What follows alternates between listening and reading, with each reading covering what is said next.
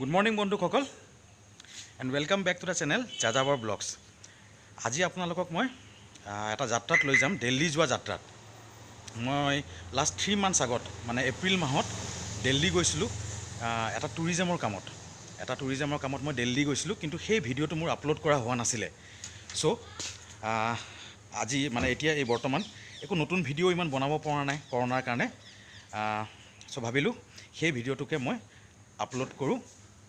আৰু সেই ভিডিঅ'টোত আপোনাৰ মানে কৰোণাৰ সময়ত জাষ্ট ছেকেণ্ড ৱেভটো আমাৰ ইণ্ডিয়াত আহিছিলে, আৰু দিল্লীত আপোনাৰ সেইটো সময়ত লকডাউন অলৰেডি ষ্টাৰ্ট হৈ গৈছিলে, কিন্তু আমাৰ অসমত হোৱা নাছিলে। এইটো এপ্ৰিল মাহৰ হয়, আৰু সেইটো সময়ত আপোনাৰ এয়াৰপৰ্টত বা দিল্লীৰ মানে কি ছিটুৱেশ্যনবিলাক হৈছিলে কৰোণাৰ সময়ত। চ' সেইবিলাক মই অলপ দেখাবৰ কাৰণে ট্ৰাই কৰিম, আৰু আশা কৰিছোঁ ভিডিঅ'টো জানো আপোনালোকে ভাল পাব। আৰু চ' আহক এই দিল্লী যোৱা যাত্ৰাত যাযাবৰৰ আপোনালোকক মই লৈ যাওঁ, আহক। কাপোৰ পেকিং হৈ গ'ল, ৰেডি হৈ গ'লোঁ, গা চা ধুলোঁ। এই চাংঘৰত বস্তু এটা পাহৰি গৈছোঁ, তাকে ল'ব আহিলোঁ। আৰু এটা কথা, ঘৰত মানে অলপ খং কৰি আছে মানে মনটো বেয়া কৰি আছে, কাৰণ বিহু আহিলে আৰু প্লাছ আপোনাৰ কৰোণা নিউজবিলাক যে বাঢ়ি আছে। চ' ঘৰত অলপ টেনশ্যন লৈ আছে, যে কৈ আছে যাব নালাগে, পিছত গ'লে হ'ল। কিন্তু নাই, এইটো যাব লাগিব, বহুত জৰুৰী হয়।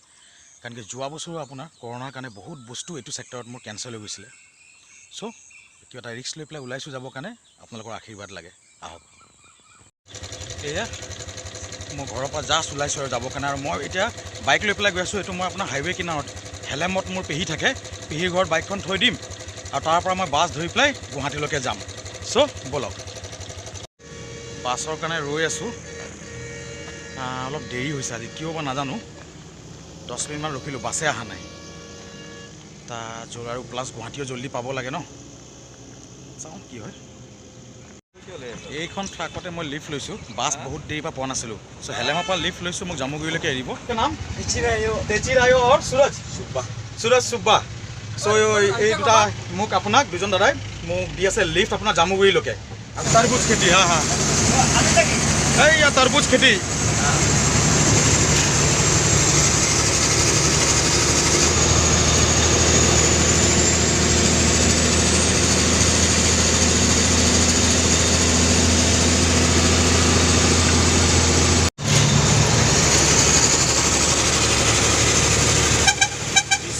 পালোঁ বিশ্বনাথ চাৰিআলি।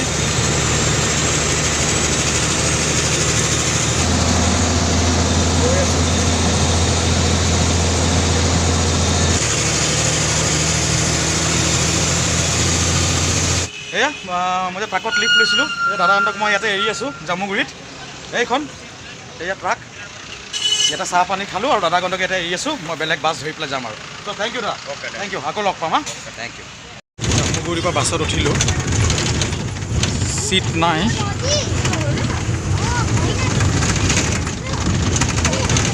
এয়া জাষ্ট তেজপুৰ আহি পালোঁ, আৰু এয়া মিছন চাৰিআলি। এতিয়া ইয়াৰ পৰা বাছ ধৰিম একদম আপোনাৰ গুৱাহাটী জালুকবাৰী, মানে মঙলদৈ হৈ পেলাই যাম। তাৰপিছত তাৰ পৰা এয়াৰপৰ্ট, আৰু চাওঁ কোন টাইমৰ ফ্লাইট পাওঁ কি, আৰু দিল্লীলৈ আগবাঢ়িম। চ' আহক, এইটো মোৰ চিট।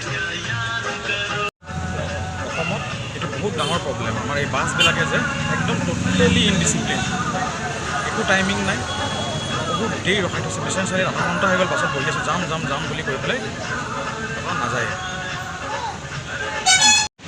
এয়া জাষ্ট এয়াৰপৰ্ট আহি পেলাই পাইছোঁ, এতিয়া 3:30 হ'ল। মই চোৱাই নাই এতিয়া নেক্সট ফ্লাইট কোনটো আছে। নেক্সট ফ্লাইট মানে যেইটাতে পাম সেইটো লৈ পেলাই আপোনাৰ দিল্লী যাম। আৰু দিল্লী বোলে 9টা বজাৰ আগত পালে ভাল, কাৰণ কি নাইট কাৰ্ফিউ আছে। কিন্তু শুনামতেদি নাইট কাৰ্ফিউটো অনলি লোকেল পিপলৰ কাৰণে। যোনবিলাক মানুহ বাহিৰৰ পৰা ট্ৰেইনত যায় বা ফ্লাইটত যায়, টিকেট দেখাই পেলাই নিজৰ হোটেল বা নেক্সট ডেষ্টিনেশ্যন যাব পাৰে। চ' এতিয়া চাওঁ কেনেকুৱা কি ব্যৱস্থা কৰিছে, আৰু টিকেট বুক কৰোঁ। এই আৰু এইখনে আমাৰ গুৱাহাটী এয়াৰপৰ্ট। আজি বহুত বেছি ভিৰ। আজি মই যাব নোৱাৰিলোঁ, কাৰণ কি টিকেট কৰিব নোৱাৰিলোঁ, টিকেট এভেইলেবলেই নাছিলে বোলে। আজি বহুত ভিৰ আছিলে এয়াৰপৰ্টত। এতিয়া জাষ্ট মই আমাৰ গুৱাহাটী এয়াৰপৰ্ট আহি পালোঁ। মই যোৱাকালি নগ'লোঁ, আজি মই গৈ আছোঁ 11 তাৰিখে। এতিয়া মোৰ ইভিনিং 6:25ত মোৰ ফ্লাইট আছে, আৰু মই গৈ পাম আপোনাৰ 9:30 দিল্লীত। আৰু যোৱাকালি মই নগ'লোঁ, আৰু মই মোৰ ইয়াতে দাদাৰ ঘৰত থাকিলোঁ। চ' এতিয়া আহিছোঁ আৰু প্লাছ ইয়াতে এয়াৰপৰ্টত আহি পেলাই দেখি পেলাই এনেকুৱা লাগিছে জানো মই কোনো হস্পিটেল বা পেচেণ্টৰ জেগাত আহিছোঁ, কাৰণ চাৰিওফালে খালি মাস্ক। আৰু কৰোণা ষ্টাৰ্ট হোৱাৰ পৰা মোৰ এইটো ফাৰ্ষ্ট জাৰ্ণি হ'ব, মই মানে অসমৰ বাহিৰত গৈ আছোঁ থ্ৰু ফ্লাইট বা এয়াৰপৰ্ট হৈ পেলাই। চ' পৰিৱেশবিলাক একদম নতুন আৰু কিবা মানে অসুবিধাও পাই আছোঁ, মাস্ক পিন্ধি পেলাই কথা পাতিব লগা হৈ আছে। কাৰণ কি আমাৰ ফালে মানে মই গাঁৱত, আমাৰ গহপুৰত মানে মাস্ক পিন্ধিবলৈ মানে তাতে মাস্ক পিন্ধাটো ইমান মানে প্ৰয়োজন নহয়। চ' একদম হেবিট নাছিলে। চ' এতিয়া মাস্ক পিন্ধি পেলাই কথা পাতিবও দিগদাৰ লাগি আছে আৰু একদম এনভাইৰনমেণ্টটো একদম নতুন পাই আছোঁ। আৰু উপায় নাই, ছেফটি প্ৰচিডিউৰ ফ'ল' কৰিবই লাগিব। আৰু এয়া এয়াৰপৰ্ট পালোঁ আৰু য'ত পাৰোঁ মই ভিডিঅ' বনাব ট্ৰাই কৰিম, কাৰণ কি বহুত আনকমফৰ্টেবল হৈ আছোঁ আৰু য'ত কথা পাতিব দিগদাৰ মাস্ক পিন্ধি পেলাই। চ' পাৰিলে একদম আপোনালোকক দিল্লী লেণ্ড কৰি পেলাই দেখাম, নহ'লে চাওঁ যদি ক'ৰবাত ভিতৰত পাৰোঁ দেখাই থাকিম, চাই থাকিব। এয়া এণ্ট্ৰিৰ কাৰণে লাইন লাগিছোঁ। আৰু এই মাছ এইবিলাক একো নিউ নৰ্মেল নহয়, এইবিলাক বহুত অশান্তি হয়। চ' ৰেচপেক্ট নেচাৰ, এই কৰোণা হোৱাৰ পিছত আমি বুজি পাব লাগিব যে ৰেচপেক্ট নেচাৰক সন্মান কৰক আৰু যিমান পাৰে নেচাৰৰ প্ৰতি নলেজ স্কুল কলেজত বিয়পাই দিয়ক, শ্বেয়াৰ কৰিব।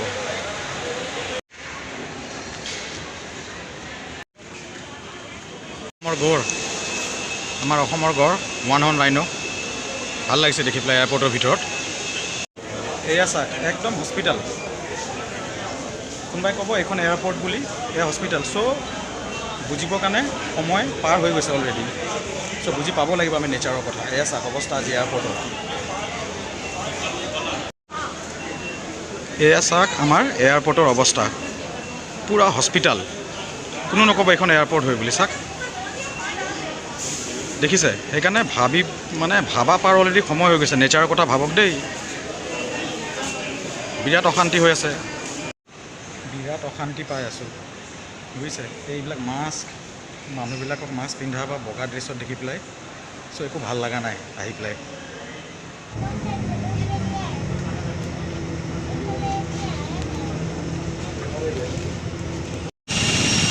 এইখনতে গৈ আছোঁ।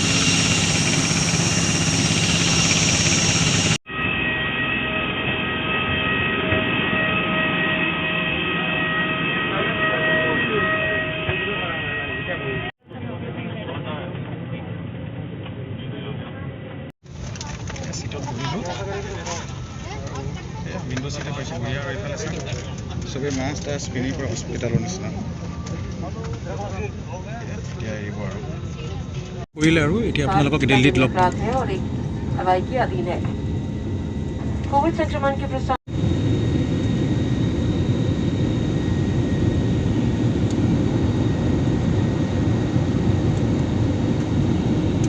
জাষ্ট লেণ্ড কৰিছোঁ আৰু দিল্লীত।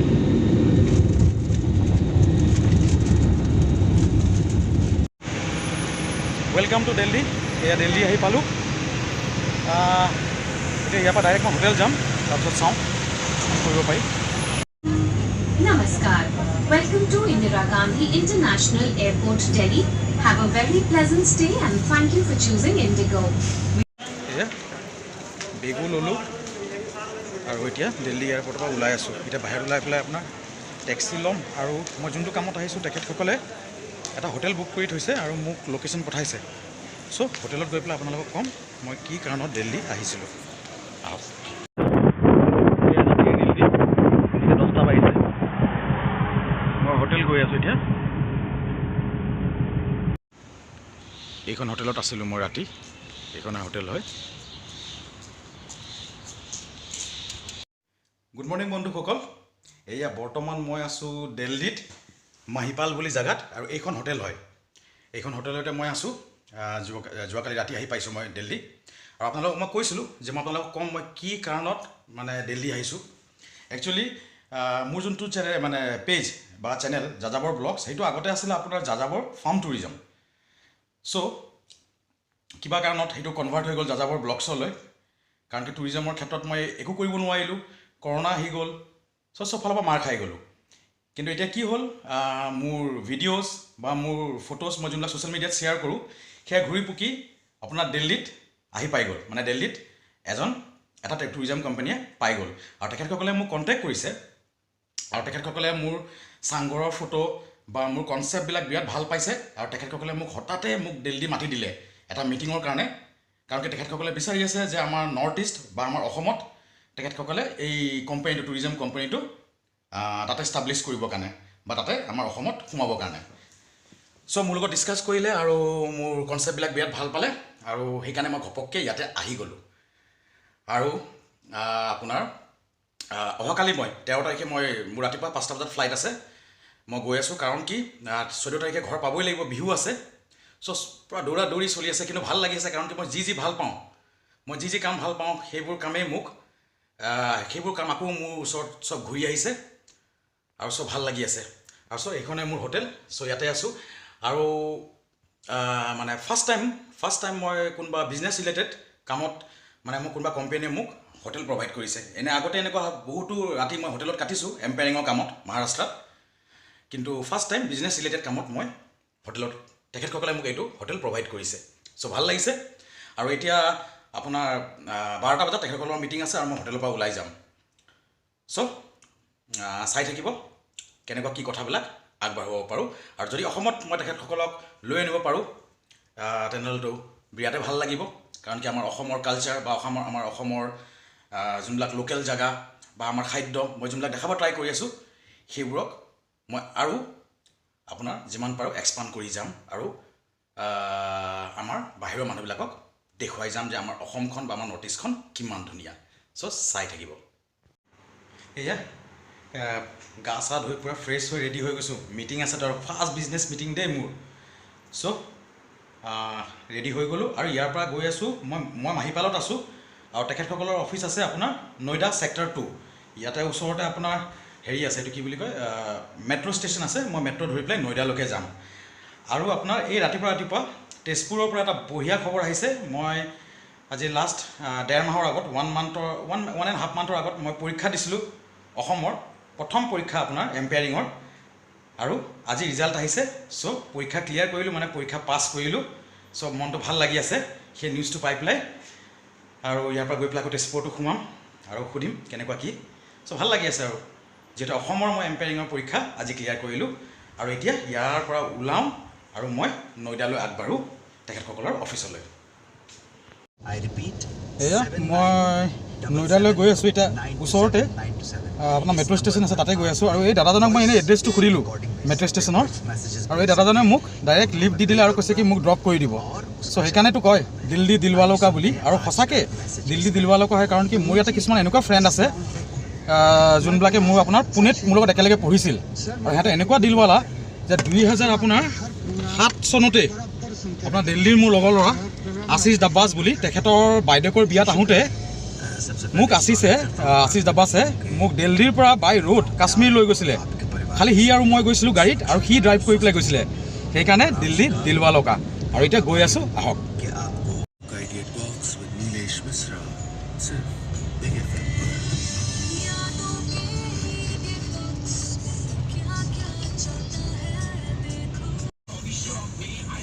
এইটো মেট্ৰ' ষ্টেচন হয় এইখন মেট্ৰ' ষ্টেচনৰ পৰা উঠিম মই আপোনাৰ দিল্লী এৰ' চিটি বুলি কয় চ' ইয়াৰ পৰা মই মেট্ৰ' ধৰিম একদম নয়ডালৈকে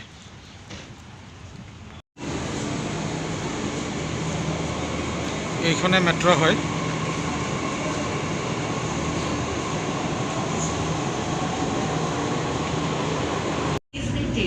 এইখনে দিল্লী হয় মেট্ৰ'ৰ পৰা আউটছাইড ভিউ হয়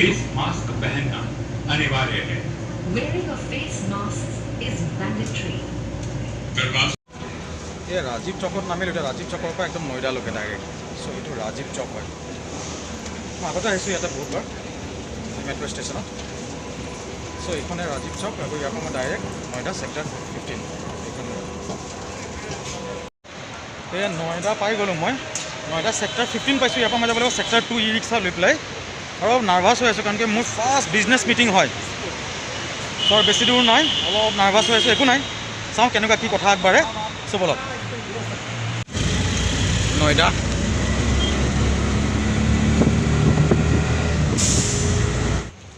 এয়া সেই কোম্পানীৰ অফিচ আহি পালোঁ আপোনাৰ ইয়াতে বোলে অফিচ আছে চ' এতিয়া যাওঁ মই ভিতৰত গৈ পেলাই কথা পাতোঁ মই জনাম আপোনালোকক যে কি কথা আগবাঢ়িল কেনেকুৱা নাই।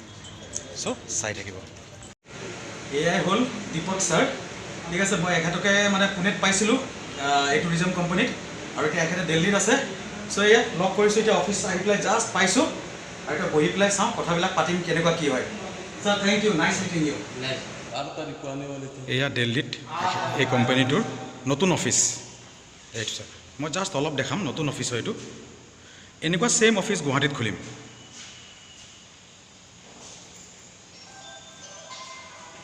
এইটো এটা কেবিন।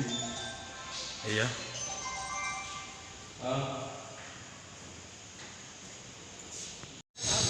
অফিচৰ পৰা ওলালোঁ, মিটিং হৈ গ'ল, চব বঢ়িয়া হৈছে। এতিয়া আহিছোঁ মই চান্দিনী চক। মানে চান্দিনী চক বহুত বঢ়িয়া বজাৰ হয় ন, আৰু তাতে এই বিহু আহিছে, সেইকাৰণে ভাবিলোঁ মোৰ ভতিজী আৰু এজন ভতিজা আছে, সিহঁতৰ কাৰণে কিবা এটা লৈ যাওঁ। কিন্তু ইয়াতে আহি পেলাই অলপ ভয়ে লাগিছে, বহুত ভিৰ ভাৰ, আৰু কৰোণাটো এনেও দিল্লীত বহুত বেছি বোলে বাঢ়ি আছে। তথাপিও জল্দি বজাৰ কৰি পেলাই ওলাই যাম। আহক এতিয়া মই আপোনালোকক চান্দিনী চক দেখাওঁ। এইখনে চান্দিনী চক, দ্য ফেমাছ চান্দিনী চক। বহুত ডাঙৰ মাৰ্কেট হয় আৰু চব বস্তু এভেইলেবল আছে, বহুত ভিৰ ভাৰ।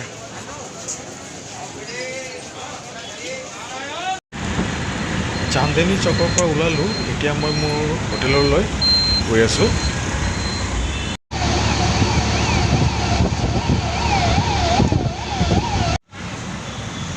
মই একদম এয়াৰপৰ্টৰ ওচৰত আছোঁ, মহিপালপুৰ। ইয়াৰ পৰা এয়াৰপৰ্ট জাষ্ট 4 কিলোমিটাৰ। কাৰণ কি মোৰ ৰাতিপুৱা 5টা বজাত ফ্লাইট আছে, আৰু ইয়াতে নাইট কাৰফিউ আছে আপোনাৰ 10টা বজাৰ পৰা লৈ পেলাই ৰাতিপুৱা 5টালৈকে। চ' একদম এয়াৰপৰ্টৰ ওচৰত আছোঁ, তাকি যাবৰ কাৰণে দিগদাৰ নহয়। আৰু এতিয়া মই এইখন হোটেলত থাকিম, এইটো মোক সেই কোম্পানীয়ে দিছে থাকিবৰ কাৰণে। চ' ব'লক এতিয়া হোটেলৰ ভিতৰত যাওঁ আৰু চাওঁ। হোটেলত আছোঁ মই এতিয়া, আৰু মোৰ ৰুম নম্বৰ হয় আপোনাৰ 202 নহয় 209। চ' ইয়াতে আছোঁ, এইখন হোটেলতে আছোঁ। এইখনো কোম্পানীয়ে দিছে, আৰু ভাল লাগিছে হোটেলখন। আৰু এতিয়া মেচ IPL ষ্টাৰ্ট হৈ গৈছে, চ' মেচ চাই আছোঁ আৰামছে। গুড মৰ্ণিং বন্ধুসকল। এই আপোনাৰ এতিয়া ৰাতিপুৱা একদম আৰ্লি মৰ্ণিং 4টা বাজিছে। মোৰ ফ্লাইট আছে 5:25-ত। চ' এতিয়া 4টাত মই হোটেলৰ পৰা ওলাই আছোঁ আৰু দিল্লীক বিদায় দি আছোঁ, আৰু অসম গৈ আছোঁ। বিহু আহি পাইছে, আৰু আজিয়ে ঘৰ গৈ পাম আবেলি, মানে গহপুৰ। এতিয়া আৰ্লি মৰ্ণিং, এতিয়া 4টা বাজিছে, মই গৈ আছোঁ এয়াৰপৰ্ট। আৰ্লি মৰ্ণিঙৰ ভিউ একদম দিল্লী এয়াৰপৰ্টৰ ওচৰৰ। এতিয়া বৰ্তমান 4:30 হৈছে, মই দিল্লী এয়াৰপৰ্টত। 5:25-ত মোৰ ফ্লাইট আছে। মই 8টা বজামানত গুৱাহাটী গৈ পাম। এইখনতে যাম, এইখনতে।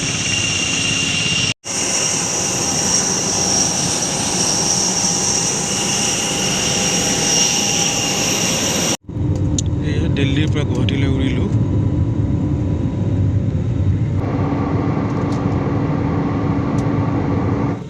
Open the overhead bins carefully as the bags may have shifted, and ensure you have the right bag with you. Customers disembarking here at Guwahati, please keep your boarding cards ready for inspection by our security. Guwahati আহি পাই গ'লোঁ। এইবোৰৰ কাৰণে ৰখি আছোঁ এতিয়া।